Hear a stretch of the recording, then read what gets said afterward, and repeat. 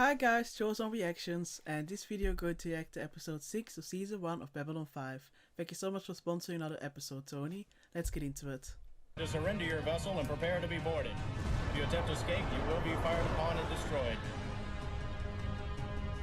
Do you understand? They do, but they don't want to listen. Repeat, surrender or...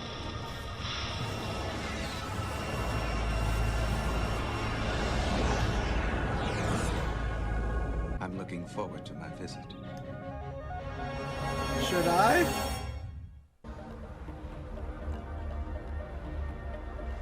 Oh! Blue 14. Crying out loud, must have been real bad. Should have just thought about your cartoons. Ooh, I think I'm in love. She's telling the truth. Well, then we have a deal. There is one other thing. The target is in a contested sector of space, so we'll need the approval of one other party before we can proceed with the survey.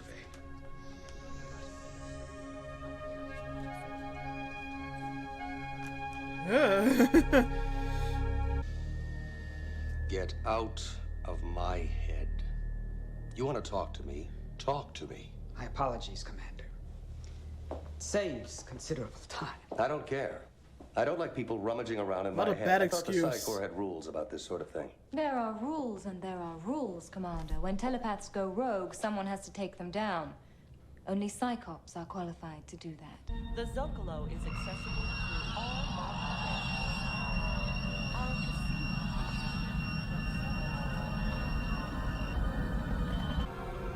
Not really my way of vibing. His name is Jason Ironheart. I believe you know him, Miss Winters. Yes, he was my instructor at the Psi Corps Training Academy. His job is to work with telepaths level P5 through P10, high-level training. Someone has to keep an eye on the rest. Yes, but who watches the Watchmen? Yeah.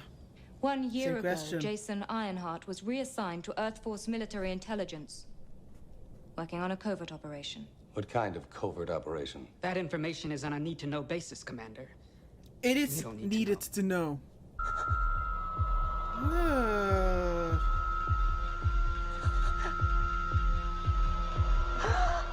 Is that how my food feels in the microwave? That's enough.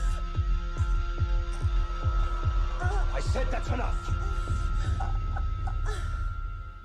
She's telling the truth. She hasn't seen him. Hello, Talia. That was fast. I've been looking for you. No one here is exactly what he appears. Not Molari, not Delenn, not Sinclair, and not me. My warning is sincere. Ignore it at your own peril. I volunteered for a Psi Corps experiment. It was an attempt to make telepaths even stronger. It's Turn never a P5 enough. into a P10, and a P10 into What? God knows what. What the heck? Why? Because in this business, whoever has the strongest telepath wins. Talia, do you remember the TK test that you took just before you graduated from the academy? Of course. I used an old penny I've had since I was a girl. I tried for days to make it move with my thoughts. I couldn't do it. Only 1 in every 1,000 humans has telepathic abilities. Only 1 in every 10,000 telepaths has telekinetic abilities, and half of them are clinically insane. You see, that was the real purpose behind the experiment, to create a stable telekinetic. And it worked, Talia. It worked beyond everyone's wildest dreams. And that is why I cannot go back. I want that guy found and out of here as fast as possible. I don't like Psychops nosing around up here. There's just something creepy about it. The way they look at you like you're some kind of bug. They really are, yeah. Yeah, once again with the creepy. Just 50 quarters to search. Good. That should help narrow it down.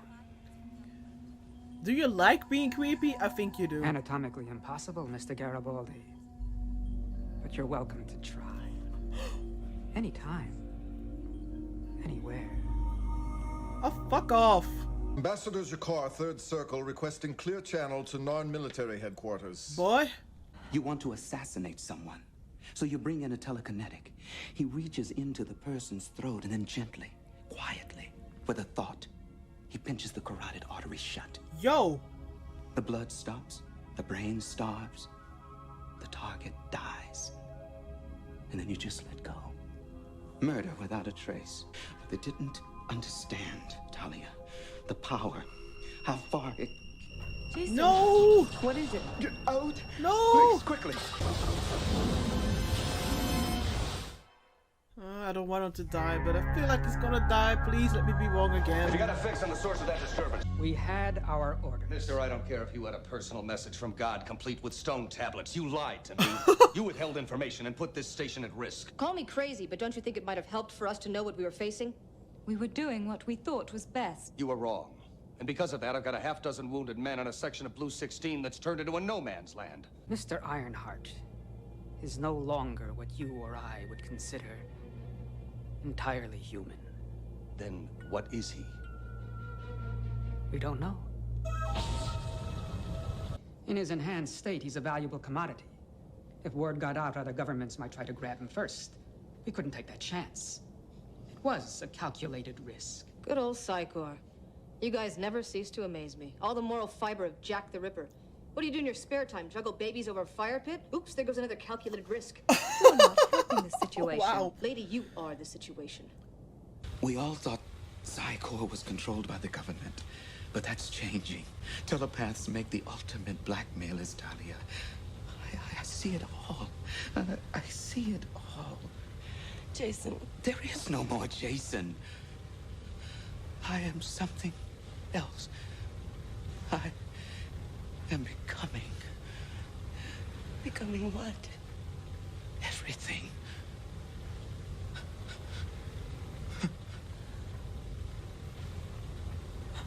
Sigma 957 is not a healthy place. Well... Strange things happen there. Right. Yeah, right. Right about. I wanted to say no, but... Do you know what it's like when telepaths make love, Commander? You drop every defense, and it's all mirrors reflecting each other's feelings. Deeper and deeper, until somewhere along the line your souls mix. And it's a feeling so profound it makes you hurt. It's the only moment in a telepath's life when you no longer hear the voices. He came to say goodbye, Commander. He came to say goodbye. Ah! Jesus. Negative emergency power. Orbit deteriorating.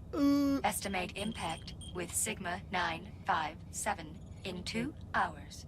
I look at you, Commander, and I see not a man, but a galaxy of subatomic particles, which I can pull apart and rearrange with a casual thought. This is a power we were never meant to have. We're not ready for it.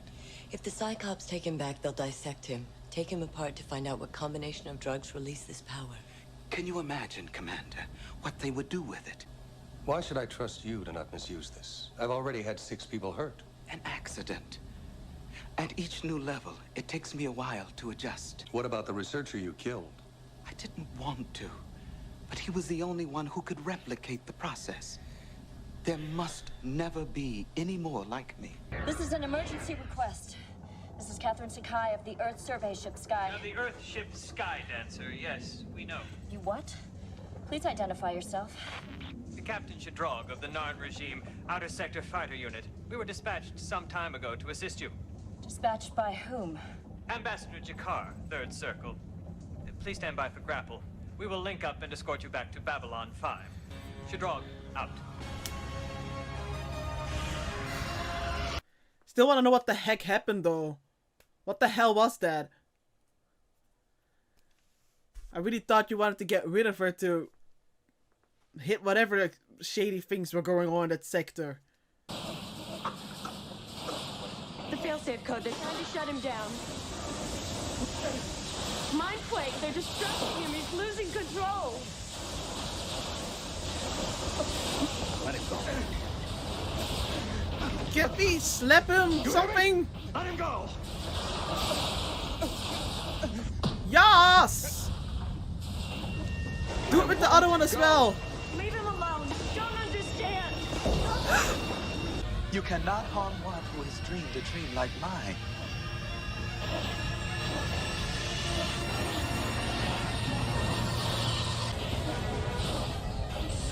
Oh!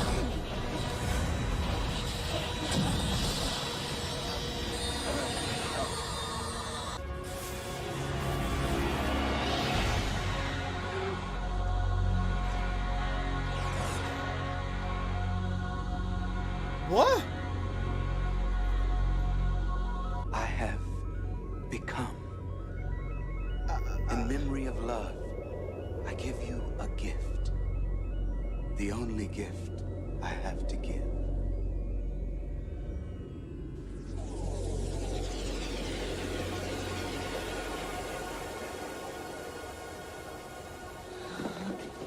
I will see you again in 1,000,000 years.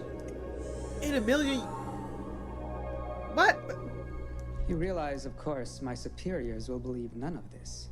Especially since in about an hour, we'll have a small accident in data storage that'll erase the file you just saw. I wonder what Ironheart meant when he said he gave her a gift. If I asked her, you think she'd tell me? No.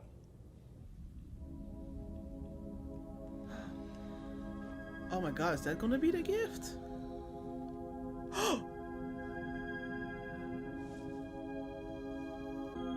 You call that a small gift? Does it qualify as gift? There are things in the universe billions of years older than either of our races. They are vast, timeless. And if they are aware of us at all, it is as little more than ants. And we have as much chance of communicating with them as an ant has with us. We know. We've tried. And we've learned that we can either stay out from underfoot or be stepped on. That's it? They are a mystery.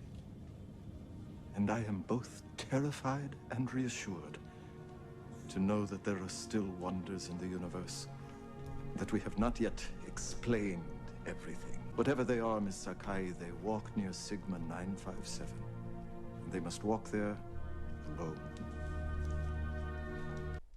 I love writing like this. And how do they keep coming up with these, I guess, great analogy slash sorta not really explanations? I didn't even get distracted by the ants, and I'm terrified of ants. Sorry about that, but seriously though. No ants, please. No ants. Alright, this was episode 6 of Babylon 5. I enjoyed it. I do think we have, you know, even better episodes, but I still think this was quite a solid episode. And you know, like I just said, there were definitely a lot of, I'm not sure if like quotes qualify as the right term, but some, I guess, quotable moments or more like scenes where I really thought the philosophy behind it was quite interesting. I especially also appreciate that we got to see or learn more about Psy-Corps. Like, I don't even know. Like, that's the thing. Were those two now? They were Psy-Corps or Let me try it again. Those two were Psy-Corps from Psy-Corps. Was that it? Because at a certain point I was getting confused. Like, wait, there are like Psy-Corps, right? Of Psy-Corps, right? Or are they not? I don't know. Somehow I got confused with the terminology. But yeah, they were appropriately creepy. And I like that Garibaldi also commented on that, and he was like, "Ooh," you know, and he definitely was not a fan. And you know, just in appearance, they were already creepy, but it definitely added a lot more when we found out more about Jason his story, and that, you know, they were actually, I mean, I do believe him, but that they were doing experiments on him, trying to make telepaths stronger and stronger, but even more importantly, trying to get a stable oh my god, how do you say that? Someone who can use telekinesis, but but is stable. So they kept on giving him more drugs and drugs and drugs, and he got, I guess, stronger and stronger. But now he kept on sort of evolving he was saying something about, you know, that he's gonna, you know, that he is constantly, you know, I guess trying to become, and then he would be finished. It was pretty vague, but it was definitely kind of haunting, I guess, to hear. And especially, you know, that he went to Babylon 5 because he was hoping by being reunited with his, you know, past lover, with Talia, that he wouldn't hear the voice anymore because, like she later explained to Sinclair, telepaths pretty much always hear those voices. It's pretty hard for them to not hear any voices. It's really a very active thing for them to not hear it. And one of the only times where they, I guess without any trouble, you know, don't hear the voices is, you know, she had that when she was making love with Jason. I have to say, at first, when she started talking about that, I was a little bit taken aback. I was like, wait, are you really going to discuss this with Sinclair? But then we got to the part where she explained that, you know, that's like pretty much the only time where they don't hear voice. We're like, oh, okay. So I have to say, I was a little bit like, wait, what? Like, but I do think the scene itself was important, and definitely added a lot more towards the Jason and Talia relationship. But yeah, the experience part, terrifying. I actually expected Sinclair to, I don't know, somewhat expecting him to be more, I guess, be more like me, be more like, you know, I hear you, I see you, I believe it, but it makes sense that he would be a little bit skeptical. And also, in a situation, you might want to be skeptical, because how terrifying is that the Psycorps, who has such a huge influence, you know, pretty much everyone is using a telepath, you know, they're using it for business and so on. It's pretty terrifying that they are so, you know, doing these experiments, and that even the government wouldn't have any real control over them. So yeah, so I'm believing it now, but I can say if it was something like in real life experience, I wouldn't want to believe it. I think. But yeah, we saw, you know, constantly we had these mind quakes, and also this very, like, what the heck, they apparently they can send some, I don't know, they can trigger some kind of self-destruct thingy, what the heck, I don't know, but we literally had, like, the episodes, it was like, what, mind wars, we literally had a mind war, and Jason even ended up killing the creepy chick, well, creepy dude, almost got killed, and almost wanted to, you know, almost killed, you know, I attempted to kill him, let me put it that way. That was definitely tense. I was a little like, what the heck is going on? But it was tense, at least for me. But then, when it seemed that, you know, he was able to put a halt to them, when he seems that he could make, you know, he could get away, he was just, you know, his ship was pretty much just staying still, and they were like, you know, why is he still here? But then we have this huge flash, and we see his, I guess that was his becoming, and he how did he say it? I have become, and he was this, I don't even know, like, I wanted an explanation, to be honest. I was like, okay, can someone please explain what the heck just happened? What? Especially when he was like, see you in a million years? Why? How could he see you in a million years? What? I don't know, but I have to say, I really just enjoyed that scene with the ants later on between G'Kar and Catherine, and, you know, basically what, I guess the gist of it was that, you know, he's happy that there's still mysteries and that he doesn't have all the answers. She wasn't really happy with his answer, but I like that, especially in contrast to the Psycorps, who is like, they want the power to know everything, to be capable of doing everything. You know, even, you know, as Jason has his powers, he literally didn't even see Sinclair as a person, as a man. He just saw him like this galaxy or something of molecules and atoms. I don't even know. I couldn't really wrap my head around it, to be honest. But like he said, no one should have that power. No one should be capable of doing that. You know, and I'd even explained to Talia, like, how they could kill people without a trace. I just like that contrast about, you know, people who want to have all the knowledge in the world, who have this obsession with being capable of knowing everything and doing everything. And then this contrast with G'Kar, who is, you know, he's pretty much, he doesn't seem worried at all that we have this, whatever the fuck that was, that huge thing that attacked, or seemed to attack, I don't know, Catherine. And he can't give an explanation, he doesn't know. But he seemed content with it. He's not like, I need to know, wow. No, he's content with it. I like that. I have to say, sometimes I really get frustrated with some things that, like, why do we... I don't know. Sometimes I'm like, how much more do we need to discover certain things? Not that I'm against science or anything, of course not. But there's sometimes there have been some kind of, I guess... what would be a good example? I guess like in movies, to keep it simple. There have been like movies I've watched where there's like this, I guess the mad scientist, and he wants to do some kind of discovery. Like things are like, why? Like, where does it stop? You know, at a certain point, like, where does it freaking stop? But really, it's no need. I know that, I guess generally speaking, we humans are very curious, but curiosity, you know, can be deadly sometimes. I'm not sure if I'm making any sense.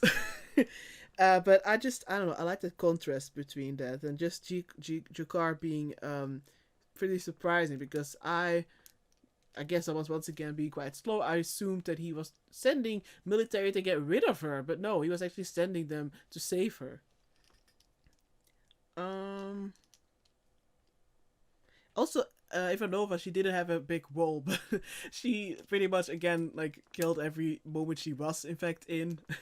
She did have some great lines, and especially makes a lot of, you know, the lines were great, and it did make me laugh, but then I remember, like, oh, actually, I shouldn't really be, you know, actually, I shouldn't have been laughing that much, because she has a very tragic backstory, and we know why she can't stand Psy-Corps, because of her mom. So now I'm a little bit like, yeah, should I have laughed? But I don't know, like, the thing is, this is only episode 6, but I'm feeling like I've watched more episodes, just because I feel like we're already getting a lot of, I guess, kind of like development of characters, and also a lot of like background info without it being too like, hey, let me just explain to you right away this story. Let me just literally tell you. I don't know. I feel like I have a nice balance of show and tell, I should say. Yeah.